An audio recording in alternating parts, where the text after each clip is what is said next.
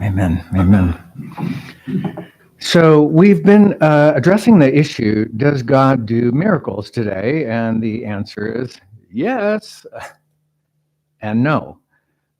Yes, he does do miracles, but not like he did in the first century or during the times of Elijah and Elijah or the times of Moses, not because he's not a miraculous God. God can do what he wants. He's incredible. But those were unique times. And we started to define, well, then what do you mean by a miracle? And I said a miracle is a supernatural event which has no human explanation, but more than just a supernatural event, because God is supernatural and he does work through providence and through life. It is a supernatural event which suspends natural law, suspends natural law. And we talked about a lot of little scenarios. You drop something that's super valuable and it doesn't break, and you go, oh my gosh, that's a miracle. It's not a miracle, but God could have protected the device through natural law, even with the law of gravity still working. He still works. That's his providence, his sovereignty, his miraculous nature. But it's not a miracle like if you drop something and then it levitated. If it levitated, it's like, oh my gosh, it never hit the ground. It's just there. Okay, that's a miracle. That's a miracle in the sense of a sign that you should go, what does that mean? That's natural law is just suspended. That's really miraculous in a specific kind of way. Yes, the first is miraculous in a general kind of way. So we've kind of nuanced that a little bit. And of course, I'm nuancing it, not because I want to kibosh anyone's sense of, gosh, what a miraculous day we had. You know, the 49ers won. That's miraculous. Look, some of you show up at church and I'm like, what a miracle. Haha, right? But not in that kind of way. I know what we know what we mean by that. But, oh, your kids clean up the room. And you're like, it's a miracle. But we're trying to protect from us getting caught up in cuckoo in a world that there's a lot of deception. And I do think when you live in the end times, when there's a lot of globalism and an antichrist will rise, there are going to be false wonders and miracles that I don't want you to go, oh, well, that's miraculous, so we should believe that. No, the supernatural isn't all good.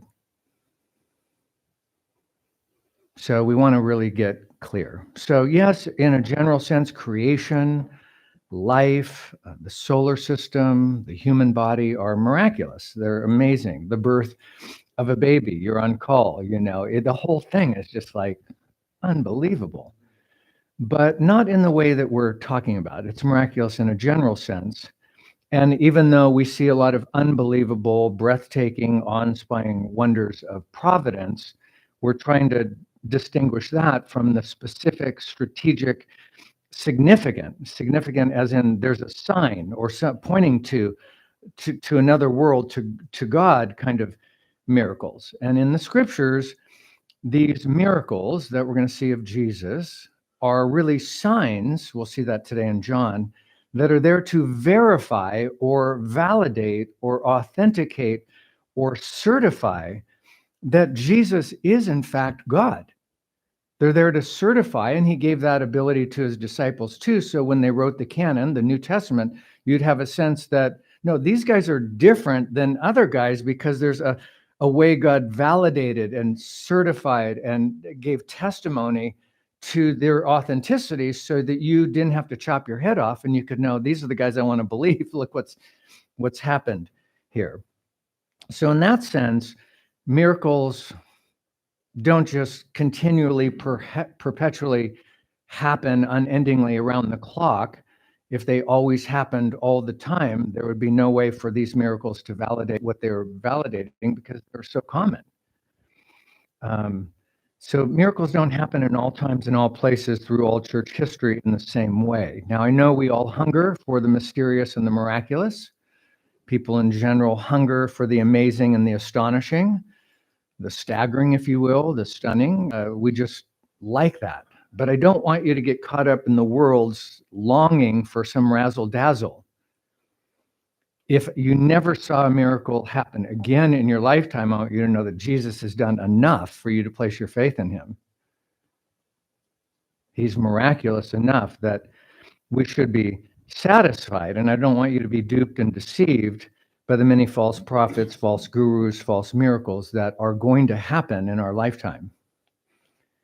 So Jesus never did, that I'm aware of, a private, secret miracle. So I don't typically on my own say, I hope you do this for me. He never did it in the first century. I doubt if he'll kind of do that today. That doesn't mean he can't intervene providentially, but I'm talking about suspending natural law. He did it to point to himself as the one you want to place your trust in. So today we're going to look at water and wine and a wonder and a wedding. And this is super cool. This is the Lord's first miracle.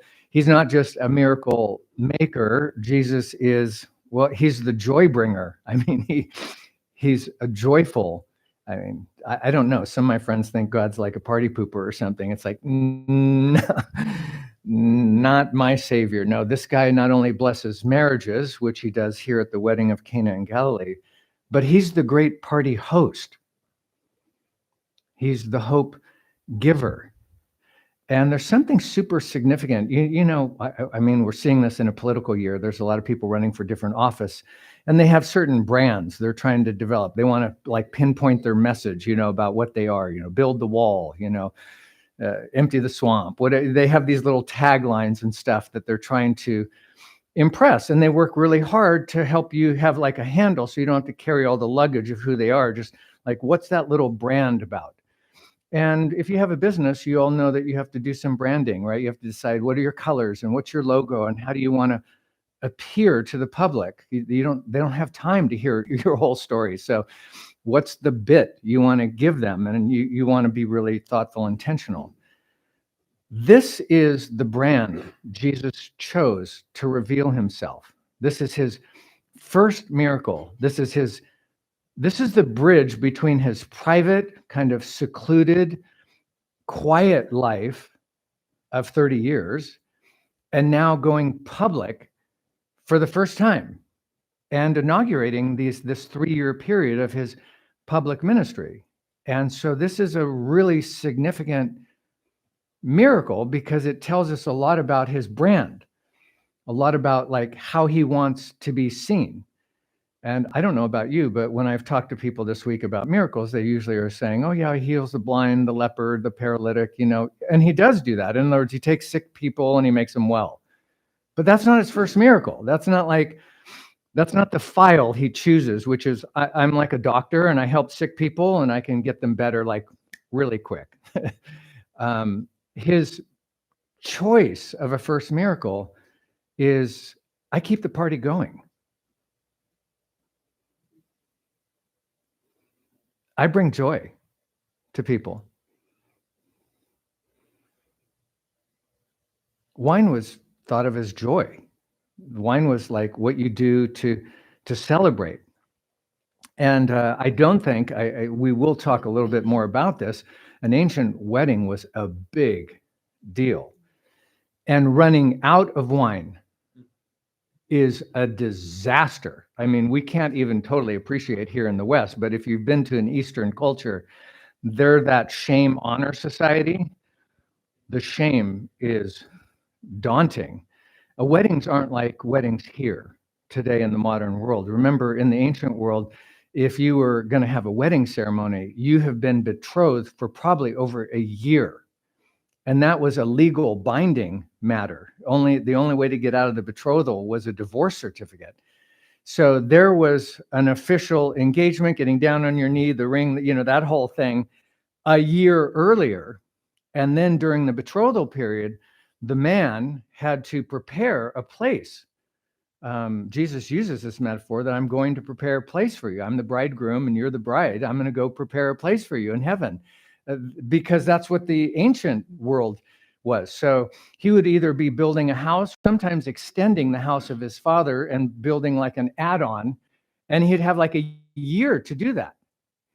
So by the time you get to the wedding ceremony, he's been working for a long, like there is a good reason to have a big party, and the wedding wasn't one night.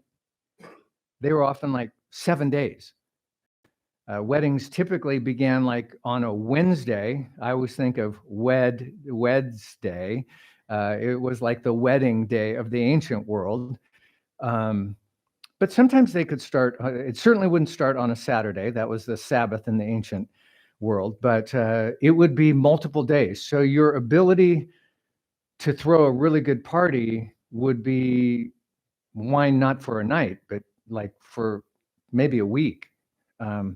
And the groom paid for the wedding, unlike today. Typically, the bride pays for the wedding, and then the groom pays for the rest of his life. I mean,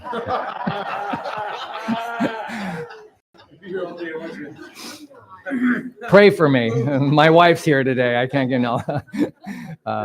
But in the ancient world, the groom paid for everything, and it was a super, super big deal because if you run out of wine, that would have been like the equivalent of saying, this guy doesn't have what it takes. Like, he didn't adequately plan. I don't know about you, but as a father of 3 daughters, I mean, every time I have a couple daughters that are married, one to go, but you just look at this young guy and you're like, can he provide? Like, how's he going to pull this off? Like, where are they going to live? Like, I know he's good looking and he's really fun to be around, but he doesn't have a job. And and so this is like a father's nightmare to hear that like they ran out of wine. Would be like, this guy, there's something going, this is not right. It could be very, very shameful. And so we're going to see that this is an interesting scenario, but then the question becomes, does Jesus just do a miracle to save egg on this guy's face? Really? Is he just performing a miracle because socially they're going to be super embarrassed and he doesn't want them to be embarrassed? Or is his brand something bigger, that he really is the bridegroom of the great wedding feast to come, and he wants to start his public ministry of letting you know, I like to party. And I like to party with people who are lovers, gracious, committed to me, care about me. I do not partake with evil, liars, deception. That's not my world. I'm here to conquer darkness, and then we'll party in the end. And so we'll see some of that. Anyways, let's get into the passage. Let's read it. We'll unpack our verses. We've got 11 verses today. John 2, starting in verse 1. Are we ready to go? I used to just say, do you have your Bibles open? Now it's like, is your device open, your iPad, your wherever you have your word. Ready? On the 3rd day, a wedding took place at Cana in Galilee, and Jesus' mother was there. And Jesus and his disciples had also been invited to the wedding. Now, when the wine was gone, Jesus' mother said to Jesus, they have no more wine. Woman, why do you involve me? Jesus replied, my hour hasn't yet come. His mother said to the servants, do whatever he tells you. Nearby stood 6 stone water jars. These were the kind used by the Jews for ceremonial washing, each holding from like maybe 20 to 30 gallons of water. And Jesus said to the servants, fill the jars with water so that they're filled to the brim, to the top. Then he told them, now draw out some and take it to the master of the banquet. They did so. And the master of the banquet tasted the water that they had turned into wine, that had been turned into wine, and he didn't realize where it had come from. Though, of course, the servants who had drawn the water, they knew. Then he called the bridegroom aside, and he said, everyone brings out the choice wine first, and then the cheaper wine. That is, after the guests have had too much to drink. But you've saved the best till now. What Jesus did here in Cana of Galilee was the first of the signs through which he revealed his glory, and his disciples believed in him. So here we have our passage for the day. Jesus uses the wedding of Cana in Galilee to be his quintessential, if you will, signifying brand miracle. I don't think he's just trying to save these two whippersnapper, befuddled teenager this married couple. I don't think he's just trying to help them out. I think he's making a statement about who he is. This is written and recorded for us in the Gospel of John. And John tells us why he writes his gospel. He says, I've written this so that you may believe. John writes a gospel where he's collecting evidence so that you could have faith to trust in God. And he includes this in here because he believes this is part of you putting your faith in God as the Messiah. So John has an apologetic purpose, that is to kind of give evidence that Jesus is the Messiah. He is the Son of God. And of course, an evangelistic purpose, not that you just see he's the Son of God, but that you'd be willing to put your trust and faith in him. In chapter 1, he tells us, if you know that chapter, that Jesus is the Word become flesh. He's the Word you can trust. Now in chapter 2, he starts the works of Jesus and gives a series of 8 miracles recorded for us in the book of John. The first here in chapter 2. In chapter 4, he's going to heal a dying man. In chapter 5, he will heal a paralyzed man. In chapter 6, he gives food to thousands. Later, he walks on water. In chapter 9, he gives sight to the blind. In chapter 11, he raises a dead man who's been dead for days. In chapter 21, he creates this miraculous breakfast for the disciples out of nothing. And then, of course, the gospel ends with him rising from the dead. But he records 8 miracles, this being the first. And at the end of his gospel in chapter 20, John writes in verse 30, therefore, many other signs, he doesn't say miracles, many other signs, because these miracles are to point to something. Jesus also performed in the presence of the disciples, which are not written in this book. So John's saying, look, I've recorded 8 of them. I think the Gospels record, 37, 38 miracles for us, maybe 40. But that's not all of them. Those are just the ones that we've recorded. In fact, in his last chapter, chapter 21, verse 25, he says, therefore, there were also many other things which Jesus did, which if they were written in detail, I suppose even the world itself would not contain the books that would be written. In other words, I'm only giving you a little appetizer platter. I'm only giving you a quick little sample of some of the miracles. I'm going to record 8 of them for you, but Jesus was doing miracles all the time. He could have done 8 in a day. But I'm only recording a few for you, and I'm certainly going to start with the first one because it's so amazing. These are signs designed to validate who Jesus is and to give you the confidence you can believe in him. He's not just any teacher.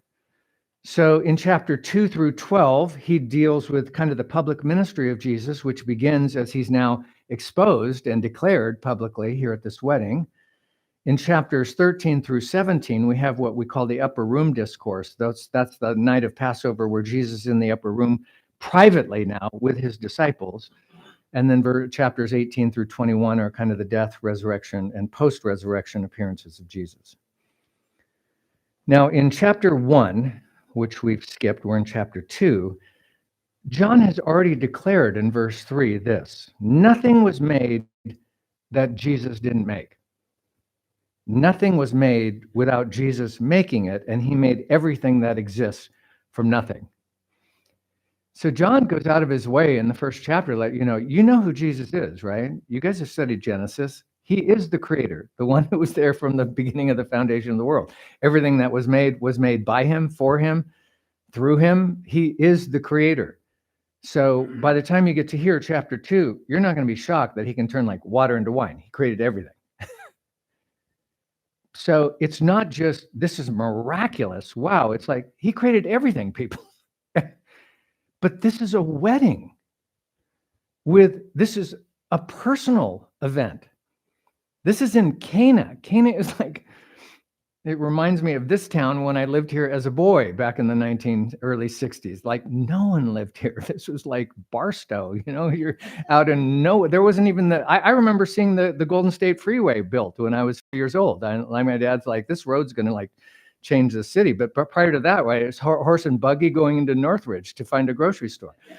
So it was just tumbleweeds, you know, we go down Lyons Avenue and all the tumbleweeds would go and they're like, now go drive, you know, and then it was just a desert, right? That was before came in 1967 and before Cal Arts and then Magic Mountain in 71. And it was nothing. Cana had, I don't know the exact number, but it's clearly less than 50 people lived in Cana. Nazareth, which was 9 miles away, which is a bigger town, had less than 500 people. So this is the wedding of Cana in Galilee, 9 miles from Nazareth. Now, Cana is the hometown of Nathanael, who's one of the disciples. So it's his hometown. Mary grew up in Nazareth, 9 miles away. So her and all her relatives and her family, and these are not nomadic people that move around. These are people that have been there for generations and generations.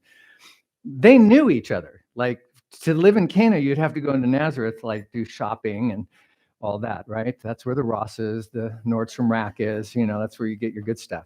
So this is a very small city near a kind of another small, bigger city. And this is a wedding in the ancient world of which everyone knew everybody. Like, this is like the biggest event. There's no like NFL highlights coming on. There's no podcast to listen to. This isn't, this is like the event. Everyone was here. And it's a hometown event. It's a private event. So when I think of this event, I just think, wow, this is super, super cool. And again, the fact that it's at a wedding it's significant. It's personal. And, you know, I don't want to derail too much, but the fact that it's at a wedding, I mean, validates God's view of marriage and this very important event. Anyways, let's unpack starting in verse 1. It says, on the third day, that is the third day, if you read chapter 1, where Jesus was talking with Philip and Nathanael, so 3 days after that. And John the Baptist had just said, behold, the Lamb of God who takes away the sin of the world. He just said that to Philip and Nathanael and Andrew and James and John. So 5 of them are kind of, and Peter is there. They're all there and engaged, and Jesus was just talking to them. And now we're a few days later. A wedding takes place in Cana of Galilee. And by the way, Jesus' mother is there. Why wouldn't she be? I mean, she's near her hometown. She's known as like a servant. She probably was helping out. I can just picture her putting up flowers and putting out hors d'oeuvres, and like, she's just a classic servant. So she's there. Joseph is not mentioned. We do note that. So I'm assuming Joseph is dead by this time. This is the beginning of Jesus's public ministry with no dad present. I think he would have been mentioned if he was alive. We certainly know 3 years later when he's on the cross, right? Jesus entrusts Mary, his mother. Jesus is the oldest of multiple siblings, to John. So he takes responsibility even on the cross to make sure his widowed mother is entrusted to John, because we know Joseph is certainly dead by then. So he's not only dead at age 33, I think Joseph is probably dead at age 30. And I don't know when he died before, but Mary has been counting on Jesus for a while. He's kind of the patriarch of their family and the one she could trust, and he's super wise, can do a lot of stuff. I think here at the wedding of Cana in Galilee, some people are like, you know, is she coaxing Jesus to do a miracle? I don't really know that. It doesn't tell us that. I know she would think he could probably do a miracle. She doesn't totally know what he can do, but she knows a lot, right? An angel did appear to her when she was pregnant, right? So she does have some supernatural experiences where your son's going to be different, right? It's not going to be from Joseph. So she knows that. When she got the visit from the Magi, I'm sure she clued in even more, like, I guess my son is kind of a big deal. We know that when Jesus was 12, it's recorded for us that his parents kind of got lost because he was teaching in the temple and talking to some of the leaders. And they kind of confront him like, why aren't you in the back of the car, like I said, with all the, and Jesus says, I have to do my Father's business. So she's had some experience with him, even when he was a teenager, like, you have to do your Father's business. Okay, wow, you are unique. You are different. But here at this wedding, I don't know if she's asking for a miracle per se, but she knows that Jesus is the one she counts on. She's a widower. He's the oldest son, at least.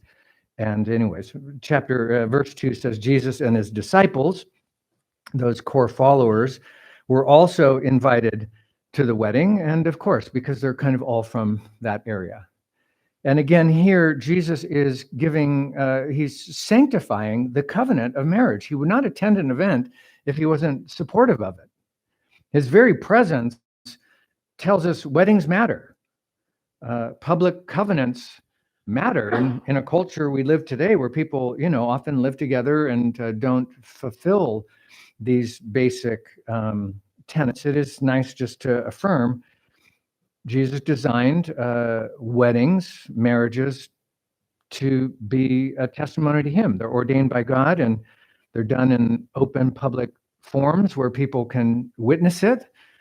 And they're the highest and noblest form of human relationship that God has provided in marriages. And here, it's celebrated by Jesus. By the way, marriage is a common grace. That means it's a grace that God gives to all people, whether they believe in him or not. I always love doing wedding ceremonies in a church for people of faith who are like, I just want God to be honored, and we like to do it in front of an altar, and we want, our family of faith to be there and stuff. But you don't have to get married in a church. This is a common grace God's given to all people. You can be a Muslim, you can be a Mormon, you can be an atheist, you can be a believer. God has given you as a common grace, a gift for you, the ability to have a marriage partner, the ability to go through life with someone who's your complement so that you can mature and grow and have kind of a witness to your own life. So this is a common grace for all people, but it's super special for people who know God, obviously. So of all the common graces, I think, and a common grace is a sunset. It rains on the just and the unjust.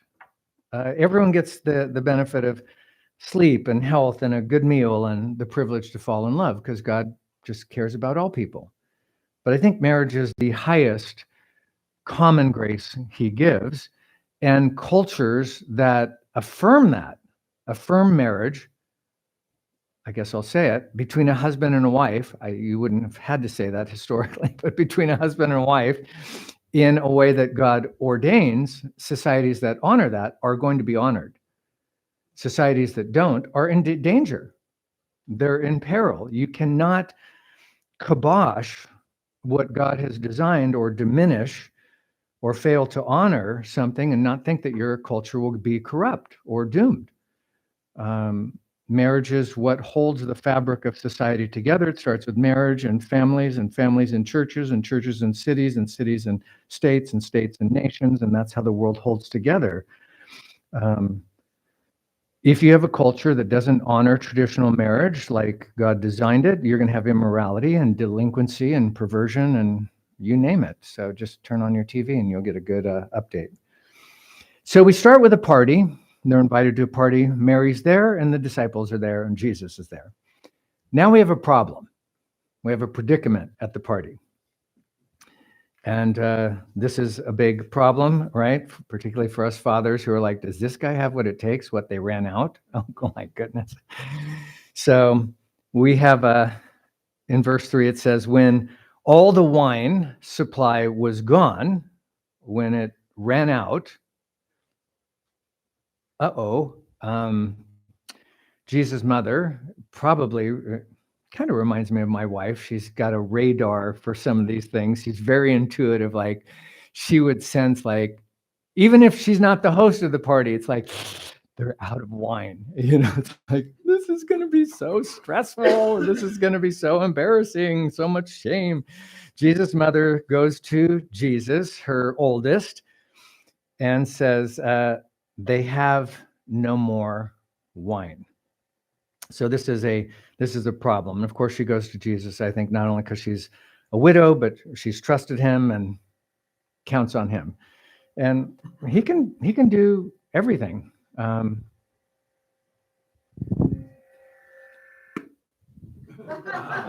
you go. Behave. A miracle. I do signs and wonders, people. Come up now. Oh, hilarious. It may be back. I may have to unplug him. It's like, if you don't behave. So anyways, where was I? So she says, I have no more wine. She goes to Jesus to try to solve this problem. And I'm sure many of you guys already experienced this, right? Stuff happens at things you're hosting and your wife comes to you. And can I just give myself a little credit? I am now an electrician. I'm a plumber. I do things I'm never trained, but of course I'm not a good electrician, but I play with wires every now and then. I play with, because my wife senses something's up, can you fix it? And I should probably call a professional to fix these things, but sometimes I have to. But I try to jerry rig a lot of stuff. And she just comes to Jesus and says, they're out of wine. Like, what are we going to do here? And Jesus is the problem solver. And Jesus has an interesting response here. He doesn't say mother, or he says woman. Why are you involving me? In other words, what does this have to do with me? Boundaries. It's not my party. I'm not the host here. Like, this is my problem. Don't make it my problem. My hour hasn't come yet. Like, I'm not supposed to show any razzle dazzle yet. I'm not planning to go public like today. This wasn't on my timeline. I'm on my way to the cross, and you'll see through the book of John, everything is pointing to him sacrificing on our behalf and kind of moving towards that. But this is the first time I'd be going public, and I'm not really slated for that. I'm not here to expose my deity as the Son of God to all people yet. I think too, he calls her woman because he's pivoting to his public ministry now, and he's basically saying, and this it's a little curt. It sounds a little harsh to me, but I don't want to project on the text. It is the equivalent of in the South, maybe saying ma'am. So it's not like a bad term, but it's not an intimate term either. It's not like, oh, mom, it's not that, but it's not rude, but it's like, ma'am, what's this have to do with me? My time hasn't come yet. So he's starting to pivot between mom having authority and him listening to mom and obeying mom to, I'm actually pivoting to more independent status where I'm going to be doing my father's work, not my mother's work. And it comes out, he wasn't planning probably to address this, but now it's here. He's telling his mom things are changing. A rite of passage is kind of occurring, and he's kind of setting some boundaries, and he will continue now to start to redefine family. You might remember in Matthew 12, verse 46, it records Mary and some of Jesus' siblings coming to see him, and some people come up and they're like, by the way, your mom and some of your family are here, to see you. And he uses that opportunity to say, who is my mother? Who are my brothers? Who are my sisters? The one who birthed you, she's here. He's like, no, you're talking biological family. Whoever does the will of my Father who is in heaven, he's my brother, my sister, my mother. So Jesus is beginning this process of saying all of us have a biological family, but you actually have a spiritual family too. You're part of a family of faith. And he's redefining that. Dad's already passed, And Mom, I'm separating from you. I'll always have respect for you. Even on the cross, I'm going to take care of you. I'm going to have that biological allegiance to you. But I can't have allegiance to you over what I'm really called to do, and that is do what my Father in heaven asked me to do, and my real brothers and sisters, which you are to me more than my biological brother and sister. We're going to be spending eternity together. And I hope my biological family knows Christ, and I'd like to see them on the other side, but that may or may not happen. But you, I will. So Jesus is starting to address that transaction here by saying we're part of a family of faith. Verse 5, his mother says to the servants, anyways, do whatever he tells you to do. I'm not sure how to solve the problem, but whatever Jesus comes up with, I'm like going to let him solve it. And so we start to see really the provision. We have this party going on with this problem and predicament. Now we're going to see the provision in verse 6. Nearby, in that place, stood 6 stone water jars. These are big, like water pots. They're just standing there. And they're the kind used by the Jews for ceremonial ritual washings, if you will. There's a Jewish custom of purification. In other words, this wasn't water like Arrowhead sitting on the side or sparklets to be, drank. Like this wasn't drinking water. This was ceremonial water set aside because the Jews, before you had a meal, and in this wedding, there's going to be lots of meals because it's lots of days, you'd have to do a ceremonial washing before every meal. And this was the water set aside for those Jewish purification, religious, ceremonial duties that they had carried over from the Old Testament. And each of these jars, it tells us, was containing between like 20 and 30 gallons. And so there's like 120 to 180 gallons of water there for ceremonial purposes, not drinking purposes. And they washed everything. You wash utensils, plates, pans, pots, hands. You had to be clean, clean, clean, clean, clean. And by the way, that probably is a good metaphor too, because I think most people today, we all want to be clean. I think people do sense something's wrong with them. I think deep down, people know there's something dirty or not right with them. And Jesus came not to do some ceremonial cleansing, but to cleanse us truly, from the core, so we're acceptable to God.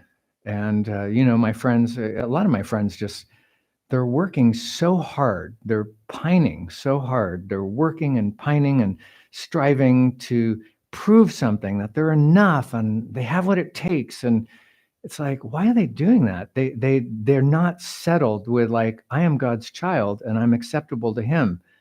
I work hard for the pleasure of working hard and to like do the best I can. But some just have that, I'm not good enough.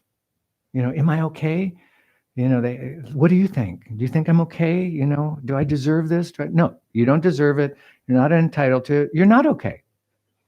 You're not okay. That you need to be cleansed. You need to be purified. And the Jews had ways to try to symbolize that. But Jesus is going to come and go, I can cleanse you and you will be okay. Not because you're okay in and of yourself. You're okay in Christ. You have his righteousness. You have his goodness. You're clean in him. And God accepts that for you. Anyways, I digress.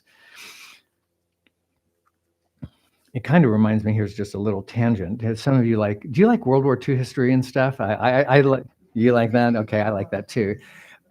Back in 1961, what was the guy's name? Let me see. I wrote it down just in my quiet time. There was Adolf Eichmann. He was one of Hitler's henchmen, but he escaped Nazi Germany after World War II. Well, they found him in Argentina in 1961. And Israel wanted to try him. And so they brought him back to Israel and had a trial. But for the trial to be fair, they had to have eyewitnesses that saw him in the death camps and what he did, because they wanted it to be valid. And they called one of the eyewitnesses to this trial. This is, a long time after World War II. And Yahiel Denur was one of the eyewitnesses that was called. And I don't know if you know the story, but it was a famous scene in 1961 because he comes into the courtroom and faints when he sees Eichmann. he actually passes out and then just starts crying. And there's kind of pandemonium in the courtroom, and the judge has to try to get order, and it was kind of traumatic. And Mike Wallace did an interview with him almost 20 years after this, in 1983. So in 1983, De Neur is on 60 Minutes. And Wallace asked him, when you went into the courtroom with Eichmann in that glass booth and you had to testify that he was kind of the runner of this death camp, and you passed out, what happened? Were you just so filled with hate and remorse and anger and terror? And he said, no. In fact, I'll quote it so I don't miss it. He said, no, that wasn't it at all. I was afraid about myself. I saw that I'm capable to do this myself. He was not a godlike army officer. I'm exactly like him. I thought that was really chilling. When you go, if you were to meet a Mussolini or a Hitler or a Stalin or an Eichmann, you realize, like, he's this tall and like he's just a dude, and he puts his jeans on the same way. It's super chilling because we want to make him a monster and something so evil and sick, but it's like he's like one of us, fallen, broken, sinful, but used his life for such horror. And I thought his reminds me a little. Anyways, I digress, but we all need cleansing. Verse 7, Jesus said to the servants, here's what I want you to do. Fill the jars of the water pots with water so that they're filled to the brim. In other words, I don't want anyone going, well, they weren't totally filled, and then he added some wine to it, so it kind of tastes like it's a little watered down, but he's like, no, fill them all the way to the top so they're capped. I don't want anyone like, well, he just added something. No, I'm not adding anything. I'm transforming something. So they filled it. They did as they were told. And verse 8, it says, then he told them, now draw some out. I don't know if they had like a ladle or a little bit of a pitcher or something. They take a little bit of it out and they take it to the master of the banquet. They take it to the MC, the maitre d', if you will, the head waiter, the chief steward, the presiding host. You know, take it to the guy who's in charge here. And I do think this is where Jesus is implying, by the way, I'm the host of the party. This party was over. You were out of wine. I'm the one who keeps the party going. I think he is forecasting what you're going to read about in Revelation. You can see it forecasted for us in Isaiah, that this bridegroom's going to come for his bride. We're going to have this great wedding feast in the end. And so this is a little bit of, I think, foreshadowing, which is super cool. And I love it's probably also a little bit of a underlying, what would you say, criticism of the Greeks and the Romans, because they came up with all this fairy tale goofy stuff. You know, they had the god of Dionysus and Bacchus, and, you know, you'd go through the forest with the nymphs and all the wine and the frolicking. You know what I'm talking about? All these fairy tales and everyone's dancing, and he's like, no, that's all like fairy tale. This is real. You want to frolic and have a festival? This is real. He's going to change the water into wine, and he is going to be throwing a party in the end. We're not talking like some Greek or Roman like crazy land. Anyways, taste and see the Lord is good. Here we go. So they did so, verse 9, and the master of the banquet, the head waiter, the host, tasted the water that had now been turned into wine, and he's like, whoa, ho, when did this happen? He did not realize or know where it had come from. Like, where'd we get this? Though the servants, it says, who had drawn the water, they knew. This is, by the way, unfermented wine. This isn't wine that, like, over time fermented. This is wine that, you know, surpassed the curse. This is like Eden wine, like perfect wine. So then he calls the bridegroom aside, this host. He's like, we need to talk. I mean, this is wine that is miraculous because wine comes from grapes and there's no grapes involved. And grapes come from vines and there's no vines, and vines come from seeds, and seeds need sunlight and they need water and they need earth. Like, none of that's involved. This is wine out of nothing. This is water with no like wine properties. Jesus doesn't even say anything. He doesn't like wine, he doesn't like. This is the most understated miracle. I mean, it's so like I wanted him to like go, wow, or something like in the name of the Father and the Son and the Holy Spirit. Now I say to it's some Gregorian chant or something. He's just like, just take a little bit of it and go take it to the the head waiter. You just change. Okay, super understated, but that's the way he is. Anyways, verse 10, and he said, the head waiter says, everyone or every man brings out and serves the choice, best, most expensive wine first, and then later the cheaper, right? Less expensive, inferior wine. Now, after the guests are full, right? And they've had too much to drink. In other words, their senses are completely dulled and they're less discriminating. And at that point, no one cares. That's when you bring up, but you've saved the best till now. This is like totally contrary to, and that's true for your house and our house, right? If you guys came over today, like I'd pull out the best we had. And then after you gobble that up, it's like, okay, we got cereal. I got Raisin Bran Crunch, I'll put that in a bowl. It's good. You can make, I think when I was dating Sue, she came up to Santa Barbara and I was single at the time and she came over. I wasn't totally planning on her coming up that weekend, but it worked out so we could see each other. And I'm like, I had a box of macaroni. So I made macaroni, but I had a can of tuna and some raisins and I put it in the macaroni. Don't. That was like, I was giving my all and she did a great job of going, it's good. And I think I did put out some cereal, but I don't know. Captain Crunch, who knows what it was back in the day. But look, when you run out of your best, right, you're down to leftovers. It's like, let's see what we got. He's like, you didn't do that. Like, you saved the best for last. No one does that. And now verse 11 gives us, well, what's the purpose? What's the point? Why is this recorded for us? What Jesus did here, this incredible miracle, very understated, but nonetheless miraculous, in Cana of Galilee, was the first of the signs. They weren't just miracles, they were signs through which he revealed or showed or manifested his glory. This is one of the first public demonstrations that he is the God from heaven. He is the heaven-sent power source. This is the real Messiah. And then goes on to say, and his disciples, by the way, believed in him. Well, didn't they believe before? Well, they may have, but like now that they saw that miracle, it's like, okay, that's what we needed to believe. Not just a miracle to bless you, a miracle to validate that he's the one you want to place your trust in.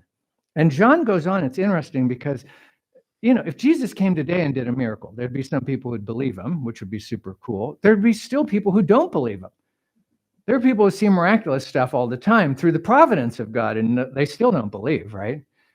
There's also people who believe intellectually, but don't embrace him. And John points that out.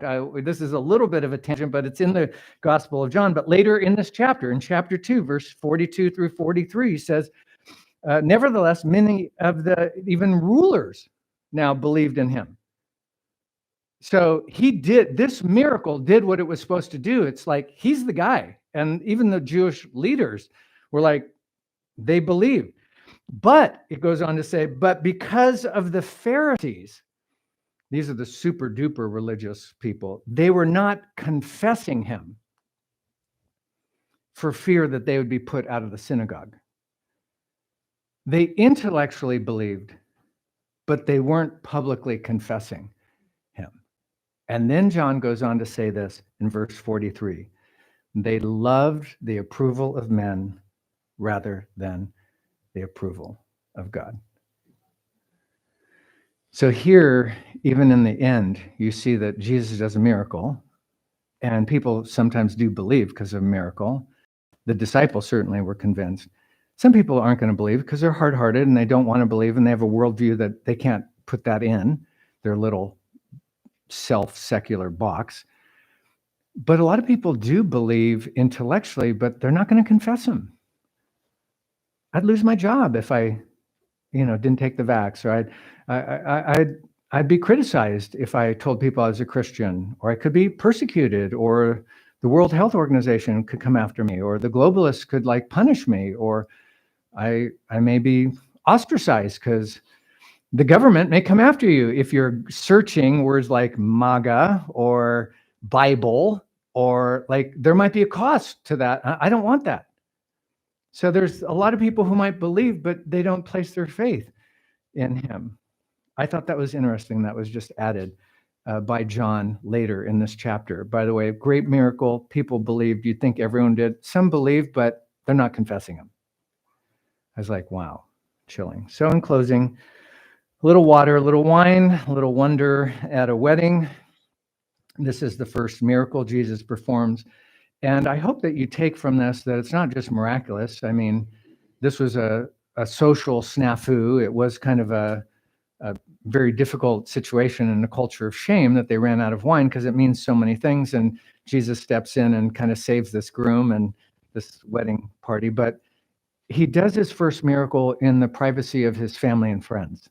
This is little Cana next to little Nazareth. This is not Judea. He's not. All the other miracles are going to happen in Judea, in the bigger city. But he starts with telling his family and friends, I want you to know first who I am. And I want you to not just think of me like a physician of the soul and I heal kind of people's illnesses and diseases. No one's sick here. This is a party. I'm fun. I'm a party guy. I'm a joy bringer. I like having a good time. But we'll do that in the end. Right now, we have work to do. And I want to be about my Father's business. And I hope you're about it too. And I've done this miracle not to razzle dazzle you. I've done it so that you would believe in me and place your trust in me, that you'd have evidence and something to support. And I hope you get from this too. I save the best for last. So when you're having a hard day and you're like, it shouldn't be this way. It's not going to be this way for long. The best is still to come. Amen. Amen.